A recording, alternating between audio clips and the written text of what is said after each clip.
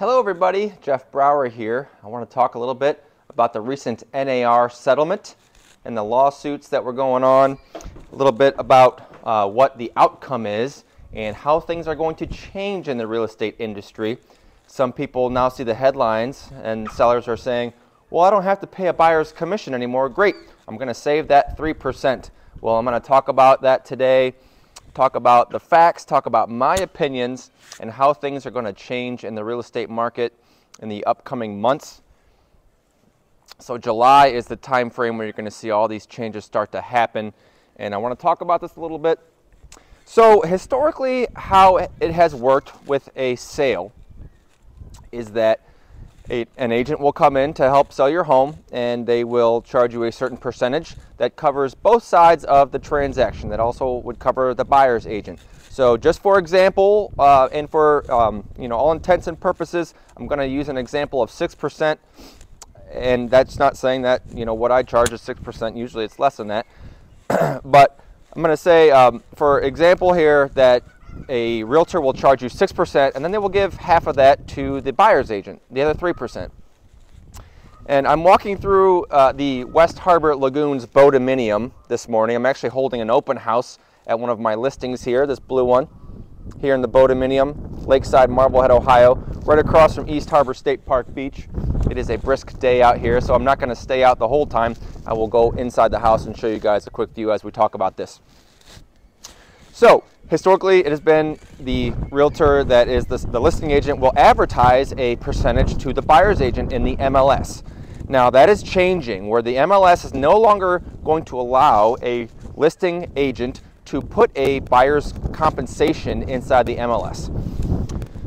So that does not mean that a buyer or a seller cannot pay the buyer's realtor's commission. It just has to be structured a little bit differently and worded a little bit differently. And we're going to get into that as well. So but sellers may be saying, oh, this is great, I'm going to save the 3%. Now, if you think about the way the comparables works with a home sale, do you think that any of the sellers that are going to be saving this 3% because they now don't have to pay the buyer's agent, do you think they're going to reduce the value of their home by 3% to make up for that cost or that savings? Not a very good chance of that. Sellers are still going to want to get the same value for their home because they're going to see the home next door has just sold for this amount that had 2 agents, and they're going to want to have that cost. So this is not necessarily going to save buyers any money, and in my opinion, this is actually going to hurt buyers, because if they have to pay their realtor directly, then it's only going to require them to have more cash, and as we know, a lot of buyers don't have a lot of cash. You see these 1% down loans becoming more popular again, the conventional 1% down. All these banks are trying to put out these products in order to get people the ability to buy a home when maybe they're not qualified to do so and they don't have a lot of money. So this is actually just going to hurt affordability. Affordability right now in 2024 is already the lowest that it's been in 40 years. When you compare wages to what a home cost is, it's really hard right now to get into a home because the prices are really high. And that has been brought on by the recent few years where we had historic low interest rates, and then they shot up. So this is the lock-in effect, where no sellers want to sell just to then buy in at a higher interest rate, so they are staying put, causing the inventory to remain low and prices to remain high. So affordability is low right now, and if you think about it, now if a buyer has to pay their agent, possibly even in cash when they close, this is just gonna kind of hurt buyers that don't have a lot of funds to play with. Now, there are ways to get around this, and there are lenders that are coming out now with suggestions for their agents on how to word things. Certain loan products do allow a certain amount of seller concessions, and some of them have a maximum of say 3-4%. So you can still word the sellers can still word that they will pay a buyer's commission. It cannot be in the MLS, but it can be worked out between that seller's agent and any buyer's agents that come in. Whereas you can still say have 3% of the seller concessions where they pay the buyer's agent. Now, if the max is already if the max concession is 3%, then that buyer can't ask for any other closing costs to be paid by the seller, because that's the maximum they can give per the loan. So the lenders, you know, they will have a little wiggle room there with being able to pay a buyer's agent, but it cannot be listed in the MLS what a seller's agent will pay to a buyer's agent. So why do I think, and I didn't mention this, I think this is a great thing for good agents. This is a great thing because it's going to cause buyer's agents, people, you know, agents that want to work with a buyer, to actually interview and provide a unique value proposition. How it's worked in the past is any agent can just, you know, go in there and request a showing and show the house, write a contract, and make thousands of dollars, where they didn't really have to bring anything to the table. They didn't have to bring any special skills to the table in order to provide an actual value. But now, these buyer's agents will have to interview with the buyers, because they have to, now the buyers are going to be, you know, some of them are going to be paying directly out of their pocket for their agent. Well, you know damn well sure they're going to want to have a good agent that's going to actually, you know, maybe save them money in the transaction, provide some type of skill that will make a difference to them. So no longer is the case where you're just going to go out, call the number on a sign, and you know, want to have somebody show you a house.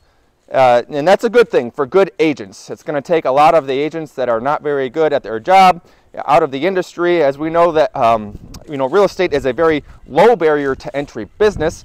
Anyone can get their license in 3 months just going online, and that's why there are over 42,000 realtors in the state of Ohio. Pretty crazy. There are actually over 1 million realtors in the country, and that number has come down a little bit since the peak of 2022. Just because right now the transaction volume is so low, and in the last couple of years, 23 and 24 now, realtors are being phased out of the business because there's not a lot of business out there due to low transaction levels. So this is going to cause the good agents to actually display their worth and get more business, because buyers are going to actually be interviewing them, and they have to have a UVP, a unique value proposition. Now, my UVP is that I'm also a licensed home inspector in the state of Ohio. There's only 52 of us in the state that have both licenses. I will not go on about that, but that is my UVP. So I am happy about this, because when buyers come to me and say, you know, how are you going to help us? I have specific examples of how I've saved my buyers in the past thousands and thousands of dollars. So I'm not going to get into that. But anyways, the NAR settlement. This also is going to cause, the requirement of this settlement is going to be that buyers' agents have to have a signed representation agreement with their buyers. In the past, it has not been the case. Only sellers have had to have an agreement signed with a realtor, and a buyer could work with anybody, and they didn't have to have a buyer representation agreement. But now you are going to have a buyer's representation agreement dictating what your compensation will be. So, you know, how is this going to play out? Well, there's a variety of scenarios that I can see happening, and no one knows exactly what's going to happen yet, how it's going to go. But you may start to see more a la carte services being offered by buyer's agents. You know, you could have an agent say, okay, I'll show you, you know, these houses for, you know, $200 per door, and then if we get into contract, then then there'll be a flat fee of $2,000, $3,000, $5,000, whatever it may be. A la carte services like that, and you're going to see a lot of different type of things, and the compensation will be explained on that buyer's representation agreement. Okay, Mr. Buyer, when you close, you're going to pay me this percentage. Now, it's going to be a little bit of a weird conversation, because in the middle here, in the summer of 2024, during this transition, there are going to be still sellers agents offering compensation, and these buyer representation agreements will have a certain amount that a buyer's rep can make, but you cannot exceed that. So it's going to be a little bit weird when you're interviewing buyer's agents, because they'll say, okay, well, you're going to pay me this, but at the same time, the seller might pay me, so you just have to be prepared in order to have this amount of cash to pay me for my services. And this is gonna be a really good thing for, like I said, agents that know their value. What other changes are coming out from this settlement that has to do with the compensation, with the litigation? And why do I think this was all, why do I not necessarily agree with the settlement per se, but I am happy about it?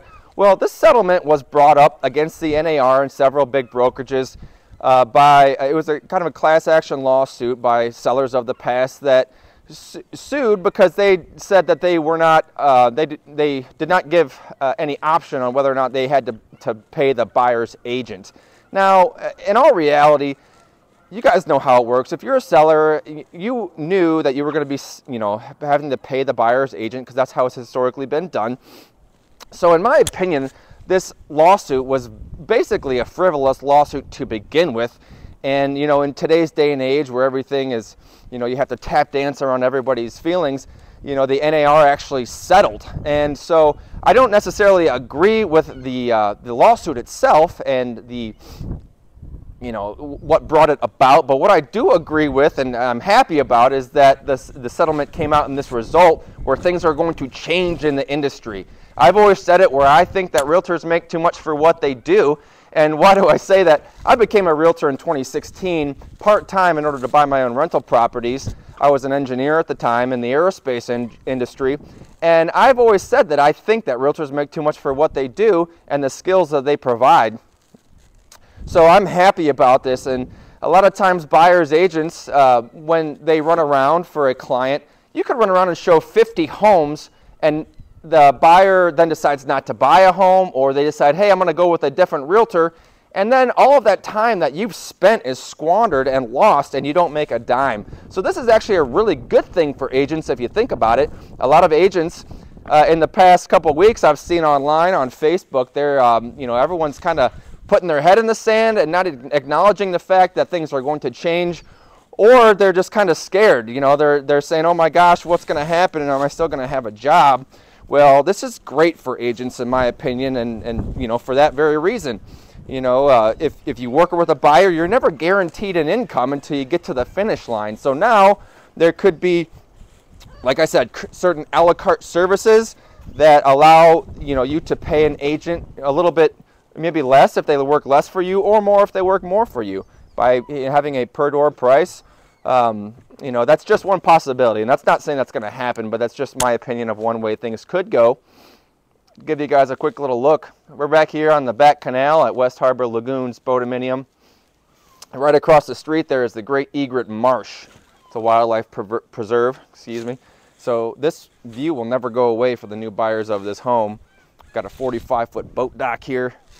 We are in vacation land, Lakeside Marblehead. This canal actually connects to West Harbor, goes out to Lake Erie, and we are in the walleye capital of the world out here, out by the Lake Erie Islands. A beautiful area. I love working out here. I'm going to go inside because it's a little bit chilly. It's about 30 degrees out today. So this NAR settlement is a good thing for good agents. It's a good thing for consumers. Now, how are things going to work when you go to list your home and you tell your buyer's agent, you tell your seller's agent, I will pay you 3%, but I'm not going to pay buyer's agent anything. They can pay their own way, and so you may think that this is going to save you 3%.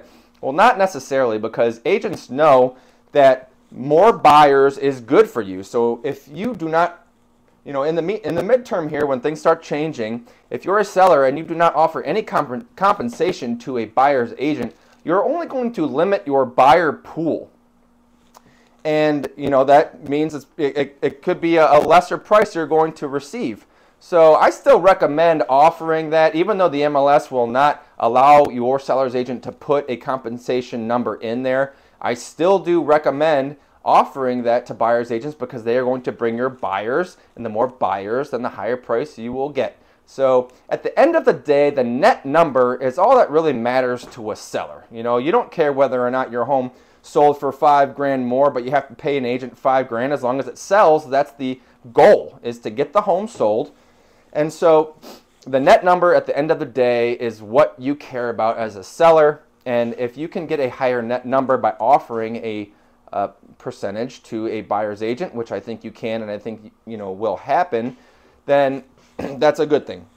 Now, if you do not want to offer anything, What if a buyer comes direct? What if a buyer does not have an agent and they say, we want your seller's agent to do the paperwork for us? Well, a seller's agent is not incentivized to work with that buyer because, you know, they may not know what they are doing. Sure, there are plenty of people out there that are savvy enough to get through a transaction, do the paperwork, go straight through title, and that can be done.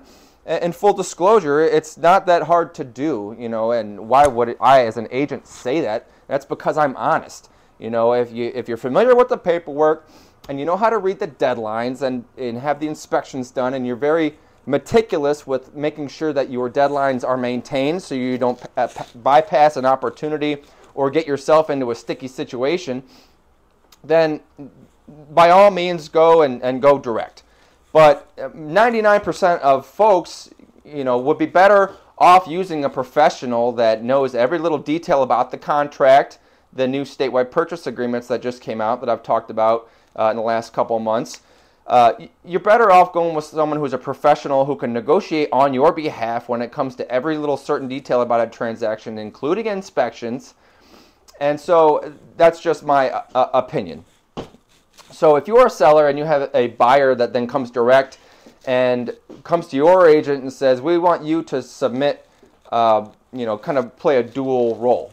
Well, an agent can do that, but like I said, they're going to be doing twice the side of the deal. They're probably not going to be as happy to have to do twice the work for half the money. Now, in the past, it's been they would get both sides of the commission if there was no buyer agent, and they were happy to do that, I'm sure, because, you know, that just means they're going to be getting a check that's twice as big. But now, if they are only being offered, say, 3% and there's no buyer's agent and a buyer comes in, then you're probably going to have to work something, you know, an agent can do that. You're probably going to have to work that out with the seller in order to see what compensation, you know, you're going to need to do both ends of the transaction. Now, for me, I will, at Keller Williams and my specific brokerage, they do not allow us to practice dual agency, which is a good thing because, you know, you can have either a seller's best interest in mind or a buyer's best interest in mind if you represent them and you are their fiduciary, excuse me. But let's just be honest, you're going to save more money by having an agent on your side of the deal representing you to make sure you get the best deal and that all of your T's are crossed and your I's are dotted.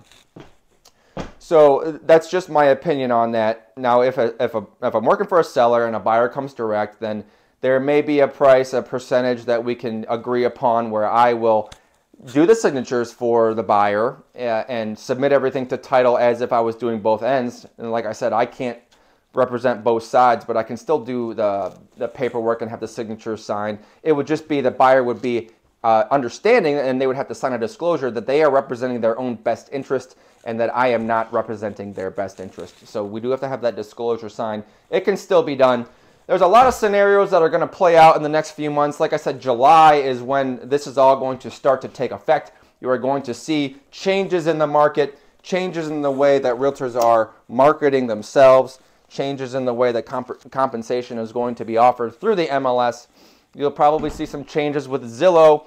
Zillow stock actually went down 13% in one day after this settlement was reached because you know, they're going to be making a little bit less money. Zillow makes money by advertising, you know, connecting buyers and realtors that pay a service fee, their premier agents.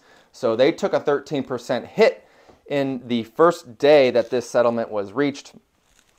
And so you can kind of see what the consumer sentiment is there about this. But I do not see prices coming down with this. I see prices remaining the same. And I just see it being a little bit harder for buyers to get into a home. It's going to decrease affordability even further than it's been in the past 40 years. Like I said, we're at the lowest point for affordability.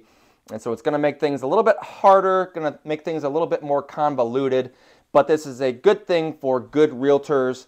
And it can be a good thing to save buyers and sellers money because, like I said earlier, I do already say and think that realtors make too much money for what they do. So now the good realtors are going to be able to stand out and present their unique value proposition to you, and you'll be able to get a realtor that knows what they're doing and can provide a la carte services, and make sure that your realtor is very detailed with you on what money is going where in a transaction. If you're paying 6%, then you don't want your seller's agent taking 4%, only giving 2% to the buyer's agent. That just happened to me last week, actually, where I was a buyer's agent. And I actually sat down in the closing room with the sellers. It just so happened that we were all there at the same time, and we happened to be in the same room at the same time. And they told me, they said, this agent told us when he listed our house that he was going to split the commission with you, and we see here that he's making $15,000 and you only made $5,000. Is that true? And I said, well, you know, that I'm happy with what I made. That's what I signed up for. But you're going to have that conversation with your agent, because if he told you one thing and it's coming out to be another at the last second, then you're going to want to talk to him about that. So I know that they were not happy. So this is going to help eliminate things like that by making everything very transparent, which I believe it should be. You should know exactly how many dollars your agent will make at the end of the day, so that way when you get to the closing table, you are not surprised by the dollar figure that they're making. So this mobile home here, it's a manufactured home, has a beautiful view out of these windows here at the marsh. This is a year-round community. A lot of these communities up here in vacation land are seasonal, and they'll shut the water off and the utilities, but this is a year-round community, which makes this even more valuable. The birds all out there getting their fish. So more to come from me on the NAR settlement. I will be posting more videos for you guys. If you have any questions about it, feel free to give me a call or shoot me a text. Like I said, I'm a little bit different kind of realtor. You know, I put my home inspection hat on a lot. And I do want to mention this, when I am working as a realtor for somebody, I cannot inspect a home where I am a realtor in the deal, and that is licensed law, and that makes perfect sense. But I can still go through with my home inspector hat on. I'm in the crawl space all the time. I'm in the attic looking for things that I can spot out to steer people away from a home, because I'd rather steer people away from a money pit than ever make any type of commission. And I know I'm a little bit different in that regard. But, you know, I always treat people the way that I would want to be treated, and that's, you know, what sets me apart as a realtor and part of my unique value proposition. So if you guys have any questions about this stuff, please let me know, and I will talk to you soon. This is the second open house that I've hosted here. Last week I had about 15 parties come through on St. Patrick's Day, or was the day before St. Patrick's Day. It's a little chilly out here today, but I do know I have some confirmations of 8 different parties that are coming through to check this one out today. We just listed it last Wednesday. So I hope you guys have a great day. I hope you found this a little bit valuable. And if you have any questions, like I said, let me know. And we'll be talking more about this as the months progress and how we see the market play out with how things are going to change on the MLS and with realtor compensation. Have a good day. See ya. Bye.